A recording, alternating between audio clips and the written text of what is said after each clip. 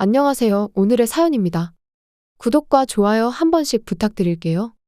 바로 사연 시작하겠습니다. 제 이름은 김채희고 2살 연상의 남편과 초등학교 1학년이 되는 아들과 함께 3인 가족이에요. 우리 부부는 사내 결혼을 했어요. 결혼 후에도 같은 직장에 다녔었는데 몇 년 전 이직해서 다른 회사에서 재택근무로 일하고 있어요. 아들과의 시간을 많이 보낼 수 있는 좋은 직장으로 이직했다고 생각해요. 그리고 재택근무의 장점은 출퇴근 시간이 없다는 거예요. 이전 직장은 편도 30분씩 출퇴근을 했기 때문에 매일 1시간씩 시간을 아낄 수 있게 된 거죠. 그 시간만큼 집안일을 신경 쓸 수 있게 된 것도 큰 장점이에요. 남편도 매일 청소도 깔끔하게 하고 밥도 정성스럽게 먹을 수 있어서 행복하다고 말해줘서 정말 이직하길 잘했다는 생각을 했어요. 하지만 이렇게 좋았던 우리 부부 관계는 조금씩 변해갔어요. 처음에는 사소한 것부터 변했던 것 같아요. 남편은 시간만 나면 폰을 만지기 시작했어요. 물론 아들 앞이나 식사 중 등은 만지지 않지만 그 외의 시간에는 항상 폰을 확인하는 것 같았어요. 게다가 폰을 보면서 웃고 있는 것 같았어요. 뭘 보는지 궁금해서 처음엔 뭘 보고 웃고 있는 거냐고 물어본 적도 있어요. 그러자 남편은 고양이가 나오는 영상을 보여주며 여기가 반려동물 금지 아파트가 아니라면 좋겠다고 했어요. 제가 아는 남편은 동물을 싫어해서 이 아파트를 선택한 건데 무언가를 숨기듯 했고 동영상으로 위장하는 게 아닌가 하는 생각이 들었어요. 이렇게 폰을 항상 들고 다니는 남편에 대한 불신이 조금씩 생기기 시작했어요. 손에 폰을 달고 다닌 지 1달 정도 지났을 때였을까? 이번에는 야근이 늘어나면서 남편의 귀가가 급격히 늦어지기 시작했어요. 그전까지 일주일에 1~2번 정도였던 야근이 매일같이 반복되었고, 퇴근 시간도 상당히 늦어져서 10시가 넘어가는 게 일상이 돼버린 거죠. 도대체 어떤 일을 하고 있길래 이렇게까지 야근을 해야 하는지 궁금해서 물어봤어요. 그러자 남편은 최근에 새로운 프로젝트의 팀장으로 발탁돼서 후배들도 돌봐야 하고 힘들다며 당분간은 늦게 들어오는 건 어쩔 수 없다고 했어요.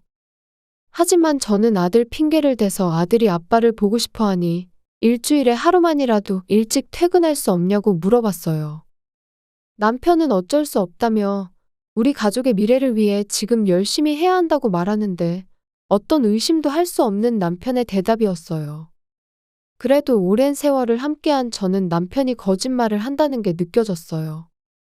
그동안 승진 욕심도 별로 없고 주어진 일만 묵묵히 하는 타입의 남편이 이렇게까지 업무에 열중한다는 건 도저히 이해하기 어려웠거든요. 게다가 매일 즐겁게 출근하는 남편을 보면 일 외에 다른 즐거움이 있는 것 아닌지 의심이 들 정도였어요. 저는 이 의구심을 해소하기 위해 시어머니와 이야기해 보기로 했어요. 제 친정집은 지방에 있고 기차로 2시간 정도 걸리는 지역에 있어요. 부모님을 만날 수 있는 건 1년에 몇 번 안 되죠. 그런 저에게 든든한 버팀목은 시부모님이었어요. 시댁은 우리 집에서 차로 20분 정도면 갈 수 있는 가까운 곳에 있거든요. 어려운 일이 생기면 시부모님, 특히 시어머님과 이야기하는 경우가 많았어요. 그만큼 시어머니와 사이가 좋다는 뜻이죠. 아들도 시부모님을 무척 좋아하기 때문에 아이를 맡기고 싶을 때도 안심하고 맡길 수 있었어요. 그리고 이번 남편 문제도 시어머니와 상의해보기로 했어요. 휴일에 아들을 데리고 시댁에 놀러 갔어요.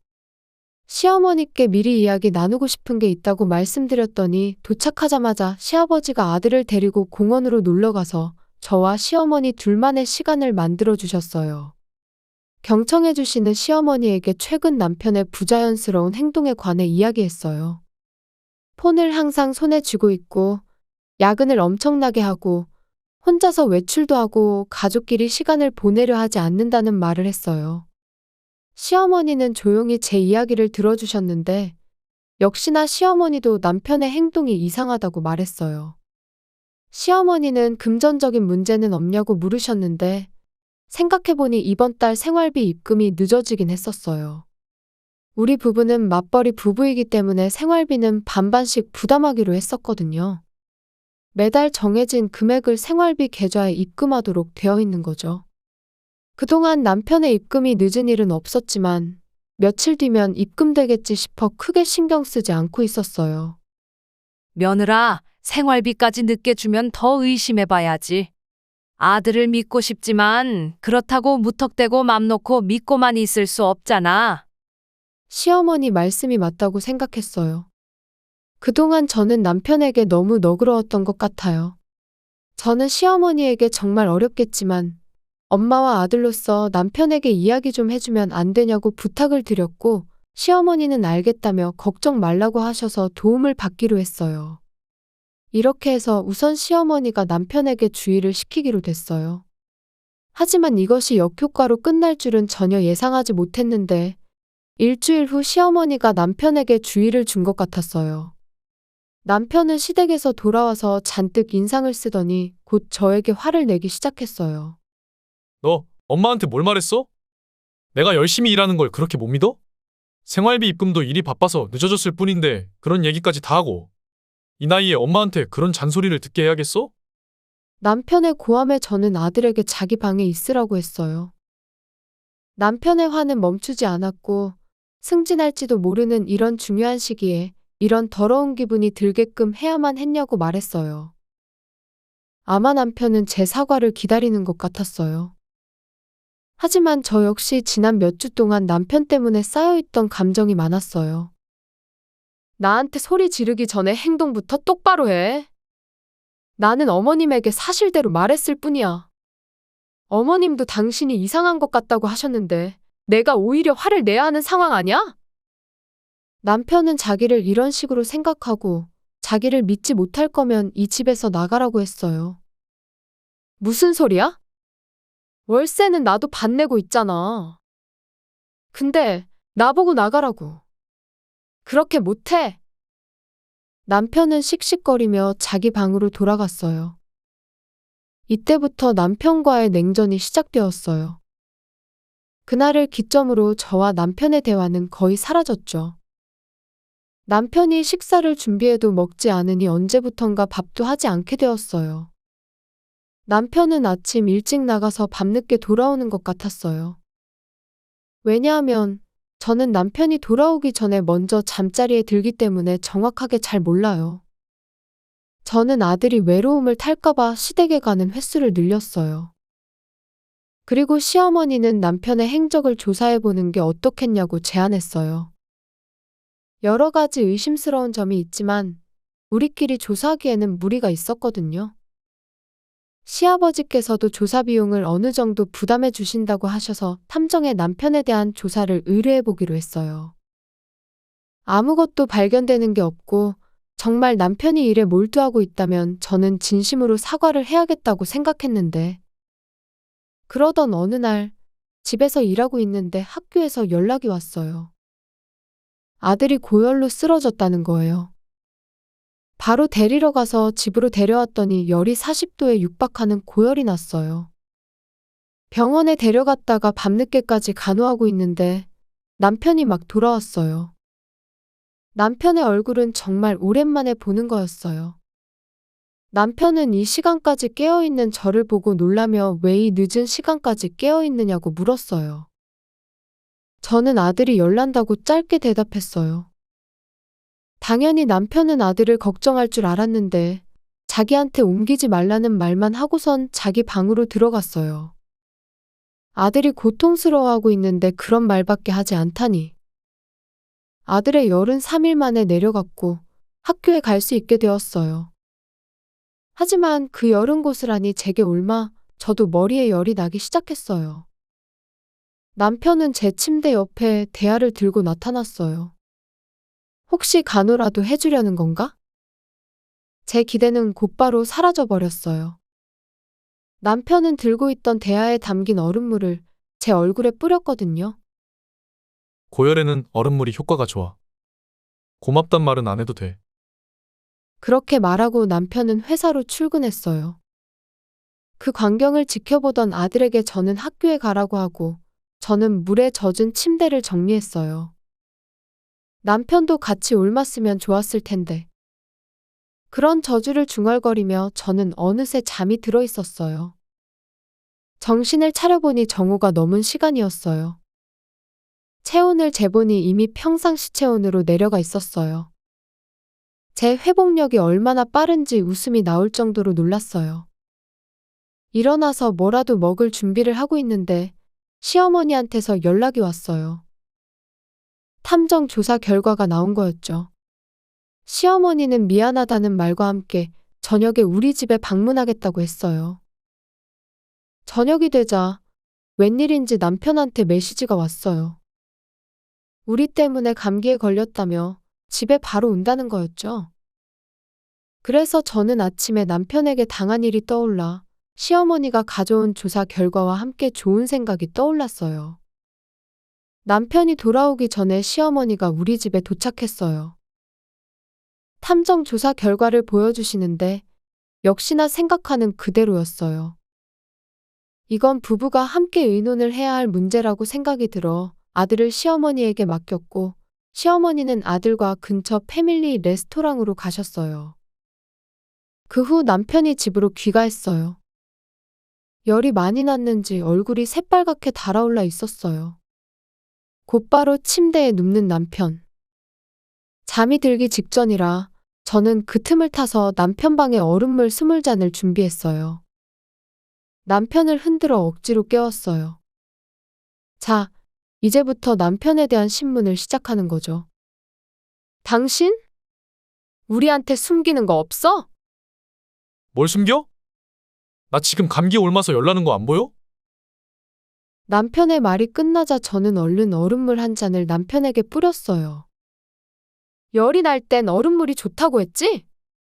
지금부터 내 질문에 대답 못하거나 거짓말하면 얼음물 맞을 줄 알아. 남편은 공포에 질린 얼굴로 쳐다봤어요. 당신 바람 피우고 있어?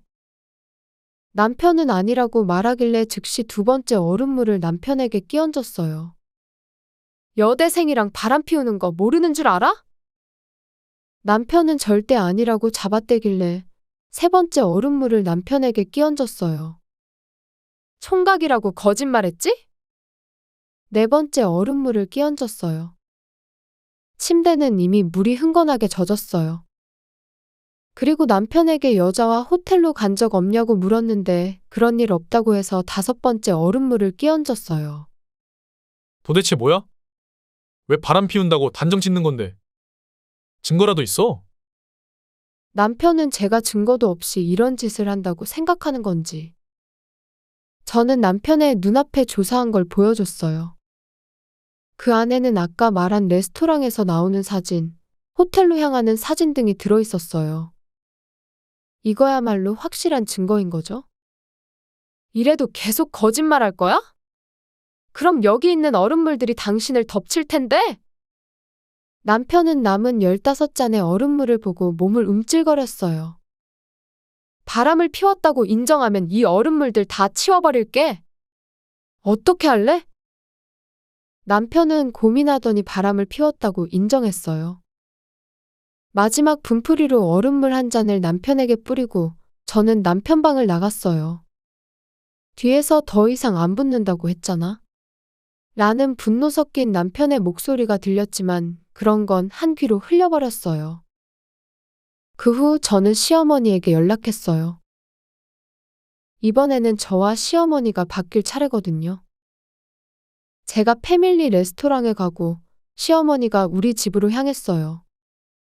그로부터 1시간이 지났을 때 시어머니의 부름을 받고 집에 가보니 남편이 반쯤 혼이 나가 있었어요.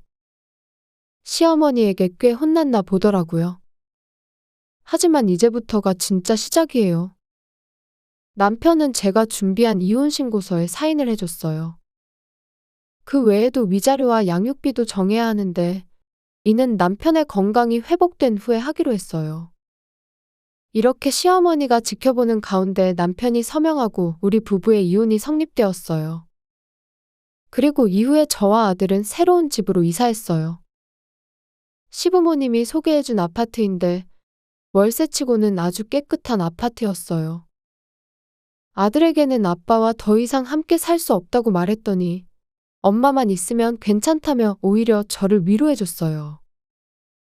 그리고 남편의 위자료와 양육비 지급은 시부모님이 지켜보는 가운데 결정되었기 때문에 제가 청구한 금액대로 받을 수 있었어요. 바람 피운 상대는 여대생이었지만 바람을 피운 건 틀림없는 사실이기 때문에 위자료 청구도 여대생에게 확실히 해줬어요. 물론 총각이라고 거짓말을 한 걸 고려해서 금액을 제시했고요. 그 후의 이야기인데 남편은 상간녀 부모님께 고소당했다고 하더라고요. 데이트 어플로 쉽게 만난 상대에게 총각이라고 거짓말하고 사귀었던 남편은 많은 걸 잃게 된 거죠. 남편에게 속았던 여대생은 인터넷에 남편의 얼굴을 공개했다고 해요. 이를 본 남편의 직장 동료가 상사에게 보고해서 남편은 바로 회사에서 해고당했다고 들었어요. 총각인 척 행세하다 직장도 잃고 지금은 일용직일을 하며 하루하루를 살아가고 있다고 합니다. 반면 우리는 시부모님과 좋은 관계를 유지하며 잘 지내고 있어요. 저는 재택근무 일을 계속하고 있고 아들과 함께하는 시간도 잘 보내고 있어요. 아빠가 없는 만큼 외롭지 않도록 열심히 노력하려고 해요. 지금은 시부모님과 함께 아들의 성장을 지켜보는 것이 가장 큰 즐거움이 되었네요. 시청해주셔서 감사합니다. 그럼 다음 영상에서 다시 뵙겠습니다.